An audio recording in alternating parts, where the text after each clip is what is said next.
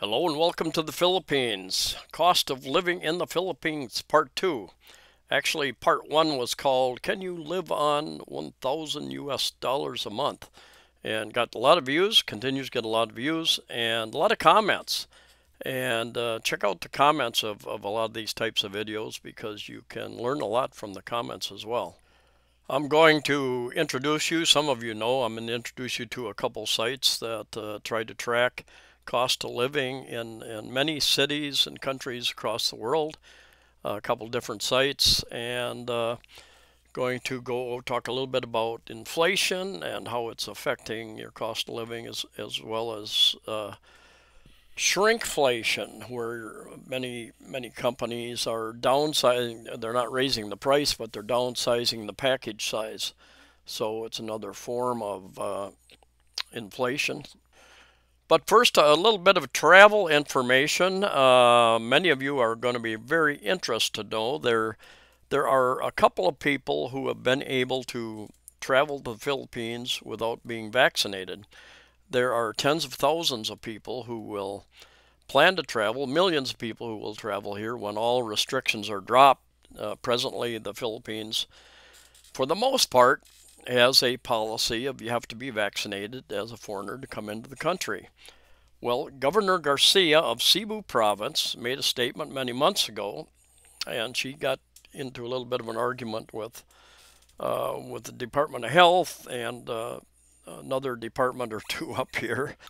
I'm not going to try to explain the details, but basically she said unvaccinated people can fly to Cebu province, which includes Cebu Island for the most part, without being vaccinated, and all they have to do, they have to undergo a quarantine. And I understand one of my viewers and somebody else has achieved that. They told me several months ago that they had bought airline tickets and they were going to come here without being vaccinated.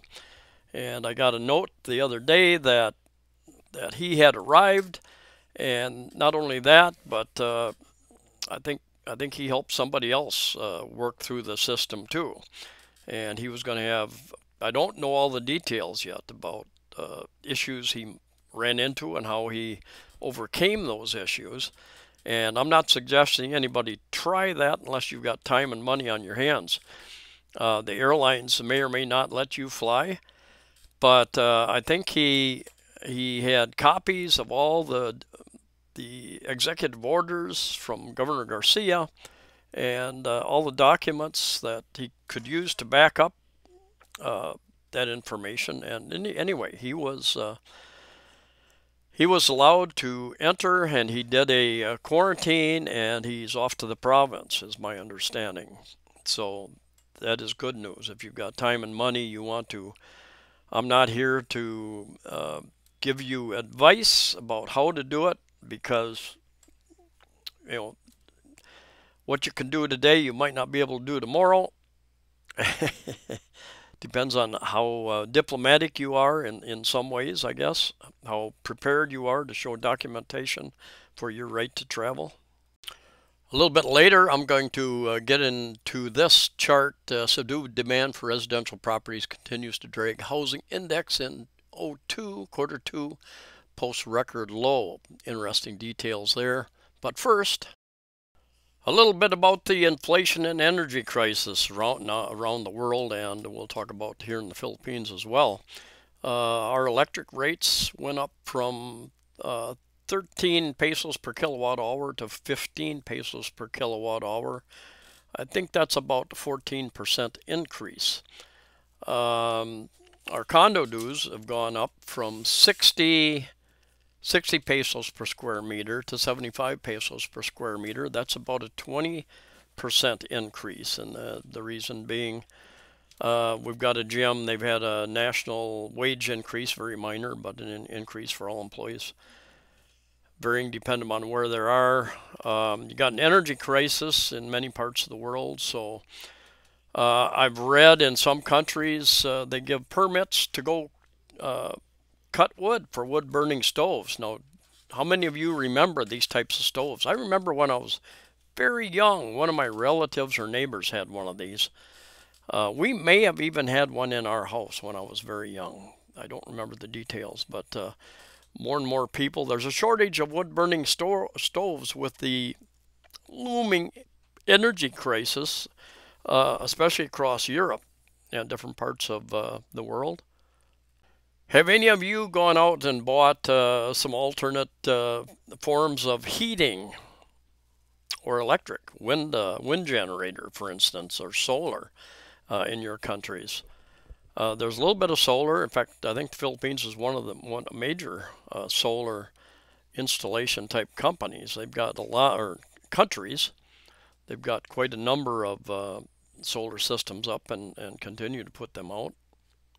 So the big question remains: Can you afford where you're living now? If you're driving to work or driving, and you have to cost you 2 or 3 times more to fill up your gas tank in your vehicle. And here's the information on the condo fees increase here. And what I found, 70 to 100 peso per square meter is pretty common. Some of the higher end places are 120. I've found a couple even 150 pesos per square meter. So when you're going to rent, make sure you understand, are condo fees included in the rent? Now mine have always been, but I've looked at a couple places where they try to entice you with a lower rate, and then they say, well, no, condo fees, that's another 3,000, 4,000 a month, you know. Shipping costs have risen all over the world.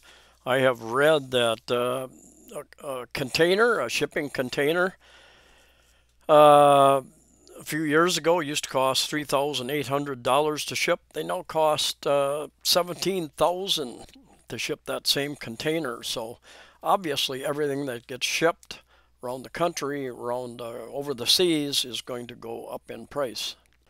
It might be a good idea to stock up on the goods that you use on a regular basis because it looks like inflation is going to be with us for a while. But let's get back. I think the Philippines has inflation officially, I don't know, I think it's 6 or 7%, someplace in there. And you know, it's really a personal thing how you spend your money. So it really comes down to, are you going to adjust how you live? And there have been questionnaires that have gone out, polls, and a lot of people, a big percentage of people, have changed their lifestyle. And even Germany, I think Germany is, they've shut off hot water in some areas because trying to conserve energy in a number of different ways. So people are, you know, do we buy groceries today? Do we buy gas for the automobile? Do we walk someplace instead of driving? Let's get back into the Philippines cost of living, though. There are a number of interesting sources of information on the cost of living in the Philippines or around the world. Expatistan is one of those, and they've got some pretty detailed information. Now, keep in mind that a lot of this information is often gained from people like you and I who get on the site and input information. So it can vary greatly. You know, if you've got a big income and you spend a lot of money and you put your figures in, the figures go up. If you are very budget conscious and you spend very little on things, you search out the best deals, you drive the average prices down. So one of the better ways to get the average cost of living, and I don't think they do that, is to throw out the very high figures and throw out the very low figures to come to a more even average. But I don't know if they do that or not. They may have information on their site about how they come to their information. I'll go over some of their interesting data here in just a little bit, but first I want to introduce you to, and some of you are familiar with, Numbeo, another site that puts out some pretty interesting information. So let's jump over there and go over some of their Interesting data. Numbeo is another site, Numbeo, and you got cost of living, comparisons, lots of information that you can do. Rent in Philippines is on average 77.78% lower than in the United States. Select a city. Family of 4, they're again much higher without rent using our estimator. Single person estimated monthly costs are $27,526, a little over 500 US dollars without rent. So higher. So what does that mean? Well, the people who are inputting this information are higher income level, and therefore the pricing reflects that. Cebu is 6.49% less expensive than Manila without rent. Rent in Cebu is on average 37.88% lower than in Manila. Restaurants, there give you some information. Gives you some information, and the median, I would guess, and or average, and the range for all this type of thing. Transportation, utilities, basic electricity, sounds reasonable.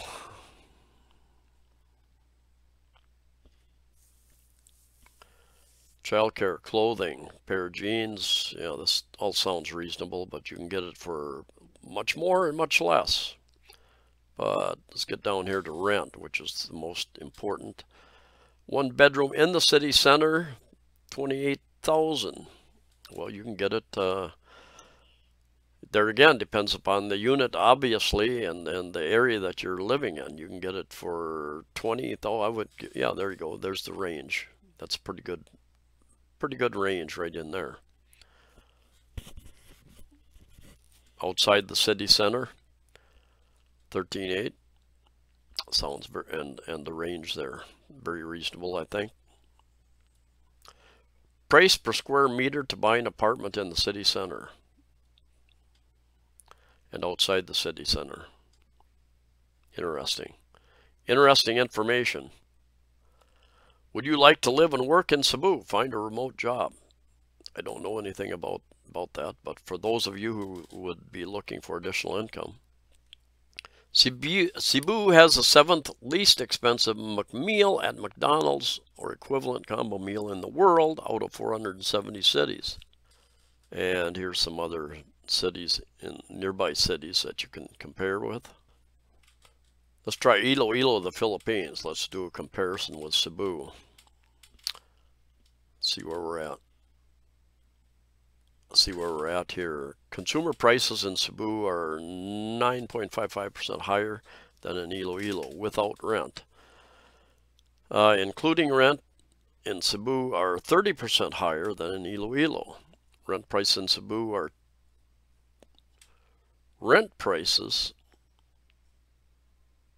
Cebu are 208% higher than in Iloilo.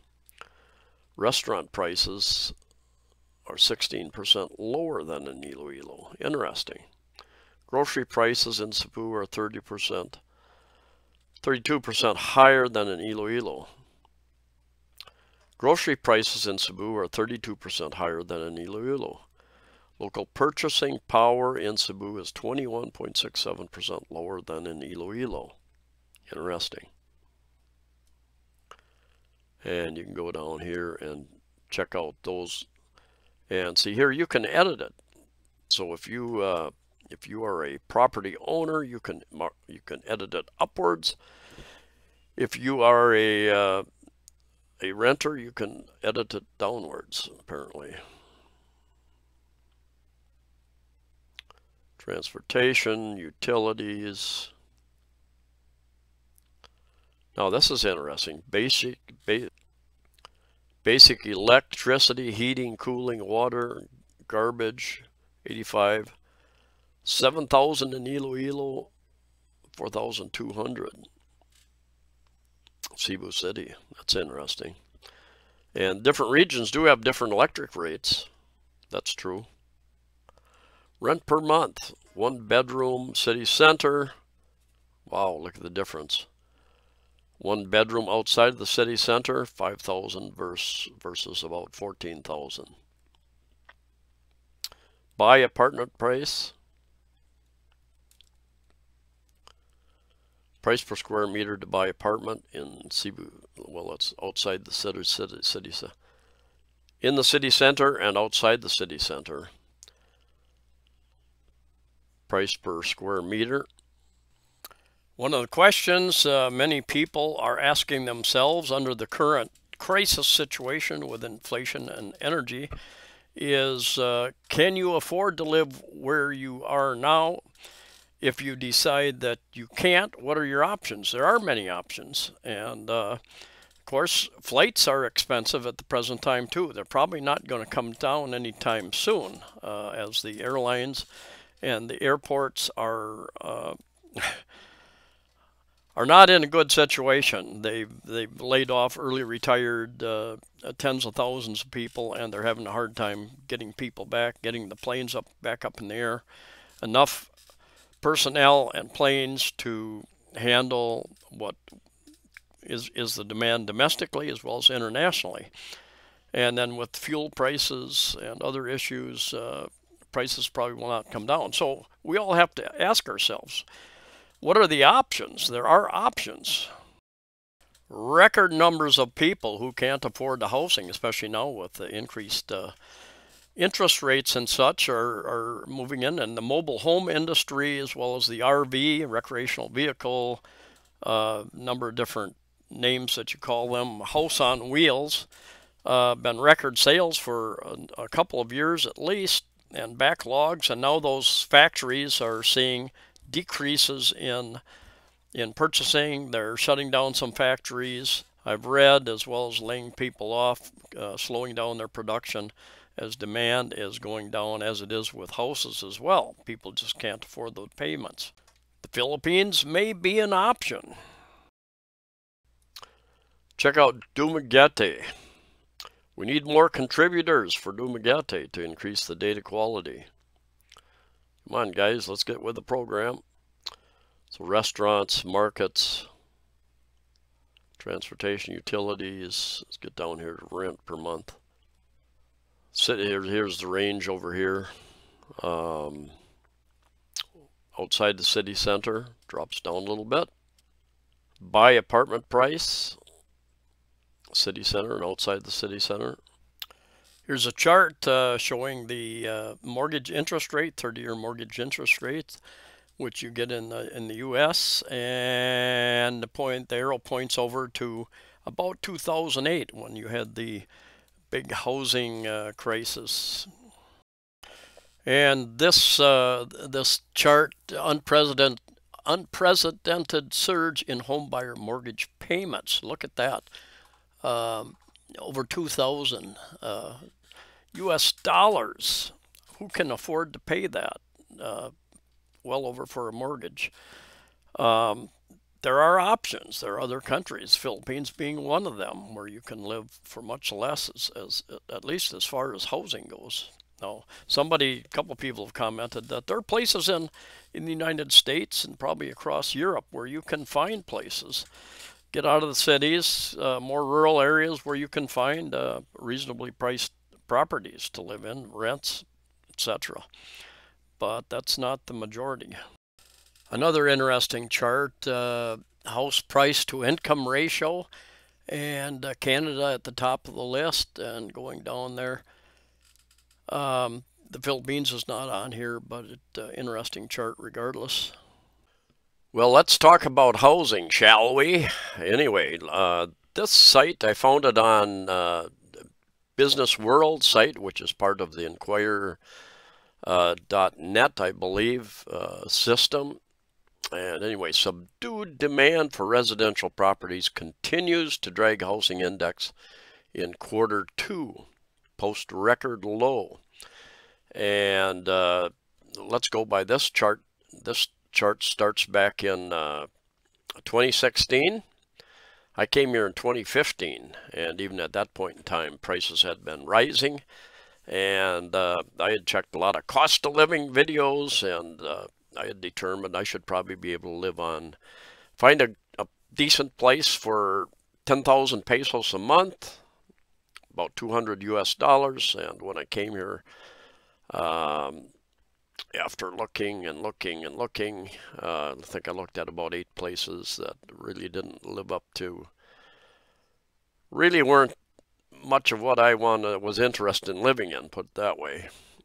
And the prices, I ended up paying a little bit more, around 13,000, I think, for a very small studio condo. And I've done a video there. My first condo at Edadas Condos up in Lahug, up by just very close to the IT park up there. Anyway, let's just follow this real quickly, and they've got some other charts down here I'll get into as well. But something that I've been saying is that, you know, we've had international travel restrictions in place for over 2 years, and the Philippines is very dependent on foreigners to fill these vast numbers of condominiums, hotel rooms, and such, housing developments. And a lot of people buy those as investment. A lot of people buy those to rent them out, Airbnb or long-term. And that includes Koreans, Chinese, other Asians, Westerners, OFWs, overseas Philippine workers, who are making a lot more money overseas, and they're investing. In fact, several real estate companies, they send sales agents to other countries, to Saudi Arabia, to Japan, to Los Angeles, San Francisco, New York, to market to the OFWs, the Filipinos who are working overseas. And anyway, let's watch this graph just a little bit. 2018, 19, goes up, goes down a little bit. And this is housing prices declined for the second straight quarter on a year-to-year basis. Data is from the Bangko Sentral ng Pilipinas Residential Real Estate Price Index, released last Friday. In the second quarter, the decline at its steepest pace since 2016 due to the continued effects of the coronavirus pandemic on the demand for the country's residential properties. The BSP also attributed the decline to high base effects, given the index's peak growth of 26.6% in the second quarter of 2020. March 2020 was when everything locked down pretty much here in the Philippines and across much of the world. So that was interesting. I first came here in 2015, and over these years, I've been quite surprised at the large increases in property and rental. The decrease was mainly driven by the decline in property prices in the National Capital Region, up the Manila area, which fell by an annual 18.3%. This is showing for Metro Manila marked 4 straight quarters of decline. And we can see 20 in the second quarter. So it was rising very rapidly. Prices were rising very rapidly, especially in 2019. Look at that steep increase, 10% and up to 26%. And then everything locked down internationally and dropped, started coming up a little bit. There was some indication that things were going to, and I remember doctors and politicians talking about, well, we're over this, we're getting over this now, we're going to start planning to open back up. And anyway, that never happened, as everybody knows, and then it has taken a steep drop from there. Now down here we have the Philippines growth rate percent year on year. You've got all types of housing, and the blue is the second quarter of 2020. This, I don't know, brownish color is first quarter of 2021, and the second quarter course, all these numbers, we don't have the current numbers because it takes time to compile all that information, get it out, unfortunately. But I suggest that it is going to continue the decline pretty much. Now, property developers, real estate companies, you know, perception is reality oftentimes. And those people who have a vested interest in prices going back up and increasing, banks make money on loans. The real estate companies, development companies, the property management companies make money in a growing economy, obviously. They all want everybody to perceive that everything is rising, everything is returning to normal. I would suggest that these figures suggest otherwise. And I would love to see the economy back. Don't get me wrong. But I do like to have a realistic look at the market, especially if you're going to be a buyer. Understand that what's really happening out there. Now there are motivated people who are selling. If you bought, let's say you bought a property at the high end, and you've lost your job or you can no longer afford, you were really depending on being able to rent that out or to be able to resell it at some point in time at a higher rate, and you can no longer afford that. You are a motivated seller at this point in time. Now, if you bought many years ago, if you bought way back at pre-selling, and so your cost basis is very, very low, and you've seen all these increases, you can afford, you'll still make a lot of money even if you sell someplace in here, right? A lot of this is driven by the Manila metropolitan area. Duplex information here. Second quarter, prices have risen. 2021. Townhouses have risen a bit. Condominium units dropped 14.3%. This is the National Capital Region right here. Okay, so this is all the Philippines combined, and which really doesn't tell you a lot. This is the National Capital Region, the Manila metropolitan area, basically, not quite the same. All types of housing dropped 18%. Single detached, attached house dropped 22%. Duplexes dropped 3.5%. Condominium units dropped 17.8% in this the last recorded quarter. And areas outside the NCR, National Capital Region, which includes Cebu City, Davao City, Iloilo, Bacolod, and you don't have many condominium units outside the big cities. So really, this is just the big cities. It's not the rural areas, the provinces. All types of housing dropped just a little bit. Single detached, attached houses dropped 6%. There again, why did that drop? Well, you don't have the investors here. You know, I know there are many companies who are trying to sell online, and some are having some success selling units sight unseen to people online. And here we have duplexes actually rose 24%. Wow. Townhouses rose 27%. And wow. Condominium units rose 9.6%. Amazing. Very important note here. One thing is because there are a lot of transactions that are cash transactions, investors who have money paying cash. The index is a measure of the average change in the prices of various types of housing units, blah, blah, blah, condominium units based on banks' data on actual loans granted to acquiring new housing units. No index granted for apartments due to very few observations. Indices for duplex exhibit more volatility due to relatively small number of reported real estate loans. So these are based on loans.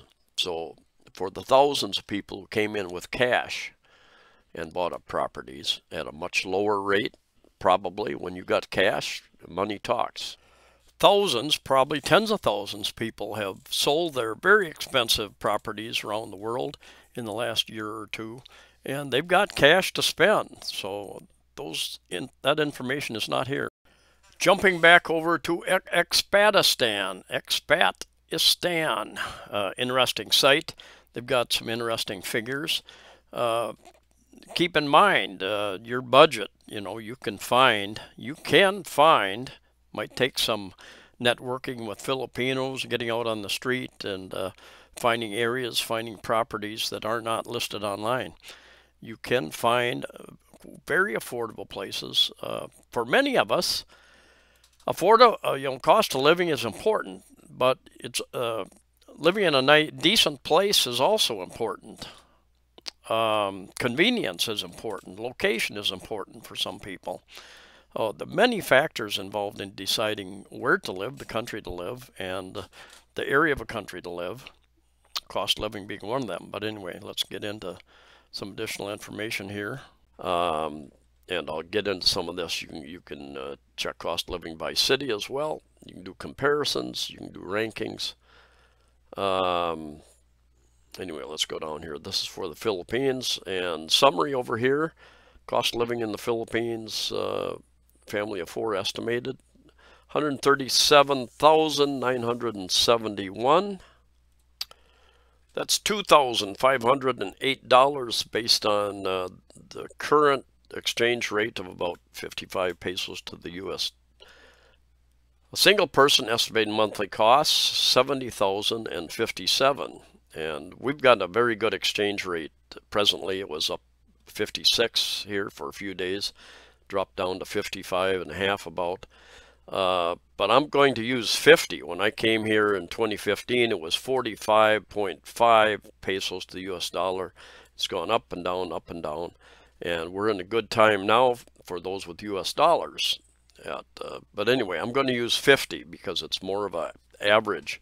So 70,057 pesos per month comes out to 1,401 U.S. dollars. I generally spend quite a bit less than that, but there again, everybody has different expenses. So anyway, you can go down here and you can change pesos to whatever you want, dollars or pounds or whatever. Cebu City, single person estimated monthly cost. This is a lot closer to reality for me anyway. 52,121 divided by 50 equals $1,042. Many months I spend less than that, but there are months where I have additional expenses and it's up and above that. So Cebu City is 19% cheaper than Manila, 52% cheaper than Milwaukee, Wisconsin. Cost of living in Miami is 212% more expensive than Cebu City. And there again, you can run down the information. Housing, let's go down here, monthly rent. Yeah, that's pretty close to what you'll find for basically what would be a 1-bedroom. Expensive area, and yeah, it's pretty close, Utilities, heating, electric, pretty close. About 3,000, a little less than 3,000, so that very close. Keep in mind that some islands have diesel generators for their electricity, and generally the electric rates are much higher, so it really depends upon the region, and you should check that before you settle in. These prices are based on only a few data points. At this point, they are mostly a guess. They're based on 175 prices entered by 11 different people. Davao in Mindanao, 11% cheaper than Cebu City. Cost of living in Manila is 57% cheaper than Los Angeles. Cebu City is 12% more expensive than Dumaguete City. Cost of living in Manila is 8% cheaper than Bangkok. Cost of living in Manila is 22% more expensive than Ho Chi Minh City. Saigon. Cost of living in Manila is 38% cheaper than Tucson, Arizona. I lived in Arizona many years, as well as Las Vegas many years. Let's try Bacolod City. There's Iloilo. Another interest, I really like Iloilo. Iloilo over here, but let's try Bacolod. I often pick out Iloilo. Monthly rent, they don't have very much information here. About 19,000 for a large 85 square meter. And they don't have any information on the smaller ones. So jump over here to Iloilo over on Panay Island. Rome is 45% more expensive than Iloilo. Cost of living in Iloilo is 7% more expensive than Davao. Interesting. Not very much data over here. Monthly rent drops down substantially. Monthly rent in expensive area, 12,000. Monthly rent in a furnished studio, normal area, 10,000. So less expensive living. So those are some resources you can use to research, and you can get online. You can get online and research various rental sites. I've done a number of videos showing rental sites, discussing, and of course, most of you know I've got dozens and dozens and dozens of videos about condominiums, what you get, what they look like, how big are they, how are they furnished, what do they cost, all that type of thing. We're in an exceptional time right now. Still tens of thousands of units sit empty. Condos, apartments, housing developments, rentals, resorts, rooms sit empty because the Philippines, for the most part, still remains inaccessible to tens of millions of people who would travel here if all the travel restrictions were lifted. And until that happens, there are options, many options, and you can negotiate prices. And until the government gets with the program, many nations, I think over 55, are now open with no restrictions, no vaccination required, no mask required, all that kind of thing. And it's time to move forward, to live with this. Anyway, you can use that information as some sort of guideline. It's general information. What you find may be different. What you're looking for may be different. You can find it if you look for it. If you have money, time, and patience, and energy to do that. So anyway, thanks for coming along. Stay safe, stay healthy. Hopefully we can all travel freely again very soon. See you next time.